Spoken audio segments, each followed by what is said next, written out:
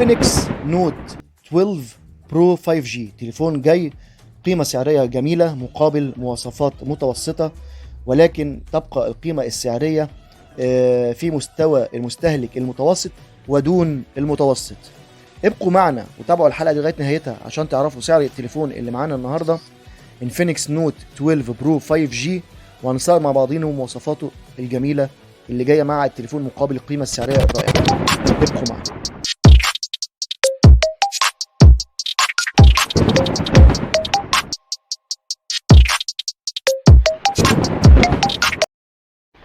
احلى واجمل واروع ناس في الدنيا، اهلا بيكم في حلقه جديده من حلقات قناه ثاندر تكنولوجيا ومعلومات، ومعاكم اخوكم اشرف. معادنا النهارده مع التليفون الجديد في سلسله النوت من شركه انفينكس، وهو انفينكس نوت 12 او 12 برو 5G. تليفون جاي بمواصفات يعني متوسطه وسعر فوق الرائع جدا في متناول المستهلك المتوسط ودون المتوسط. هنستعرضه مع بعضينا النهارده وهنشوف الامكانيات الجميله والرائعه اللي نازل بيها التليفون دوت.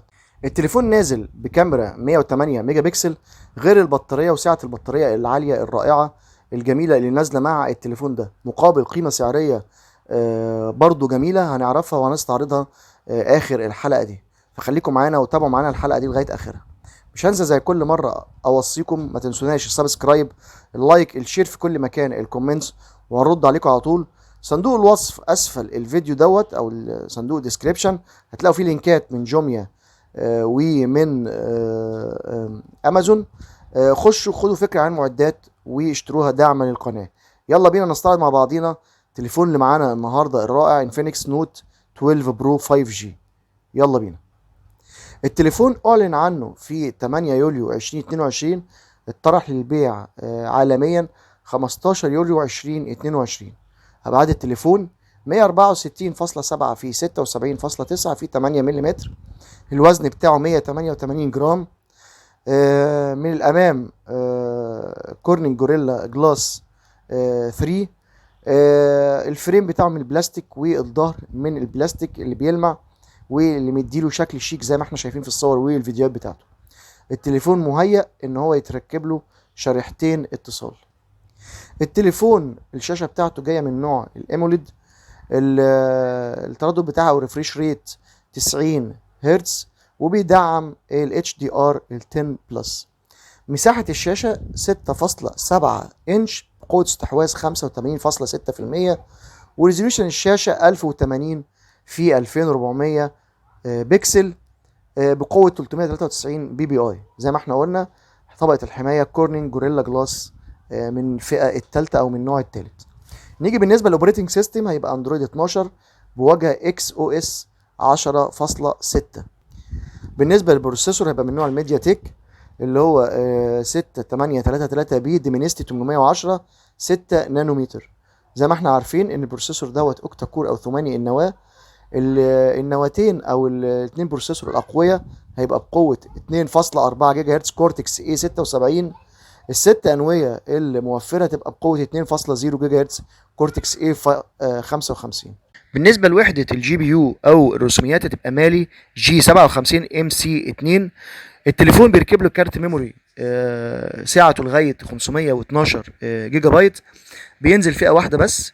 الذاكرة هتبقى 128 جيجا بايت يو اف اس 2.2، والرامات هتبقى 8 جيجا بايت رام.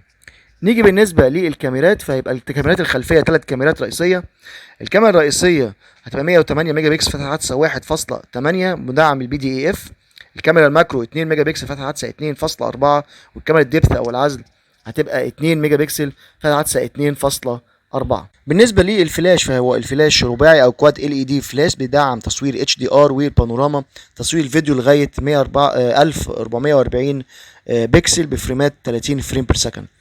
الكاميرا السيلفي في المنتصف اعلى 16 ميجا بكسل فتحة عدسة 2.0، وفي فلاش في الكاميرا السيلفي واثنين هم فلاش. بيدعم تصوير فيديو 1440 بكسل بفريمات 30 فريم بير سكند. لاود سبيكر ستيريو اسفل واعلى، وبيدعم تركيب جاك 3.5. نيجي بالنسبه لوحدات الكوميونيكيشنز، فالواي فاي باحدث حاجه، البلوتوث 5.0. بالنسبه للجي بي اس موجود، الان اف سي مش موجود، والراديو مش موجود، اليو اس بي من نوع التايب سي 2.0. نيجي بالنسبه للسنسور، هنلاقي البصمه جانبيه، وموجود فيه كل السنسورز اللي موجوده في بقيه الموبايلات. البطاريه بقى حدث ولا حرج، 5000 ملي امبير، بطاريه كبيره تاخد معاك يومين، معاه فاست شارجنج 33 واط. بينزل من التليفون ده لونين، اللون البلاك واللون الوايت. والسعر المبدئي اللي احنا قلنا عليه بقى اللي مسعر بيه هو 220 يورو، يعني تقريبا بالمصري وقت تسجيل الحلقه ديت حوالي يعملوا 4200 جنيه قبل الضرايب والجمارك. التليفون فعلا بكل المقاييس على قد الامكانيات بتاعته اللي موجوده، ولكن يبقى سعره قيمه سعريه جميله مقابل فيتشرز او مواصفات او امكانيات بيقدمها التليفون للمستهلك المتوسط.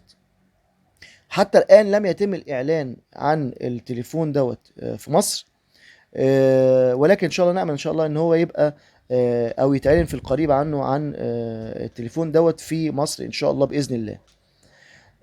لغايه هنا احنا جينا لاخر الحلقه، يا رب اكون وفيت الحلقه حقها واديت لكم تفاصيل بسيطه تقدر تخليكم او تمكنكم من اخذ قرار في شراء او عدم شراء التليفون دوت.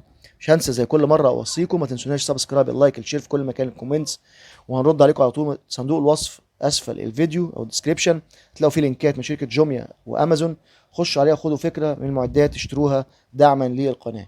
شكرا جدا لحسن استماع حضراتكم، والسلام عليكم.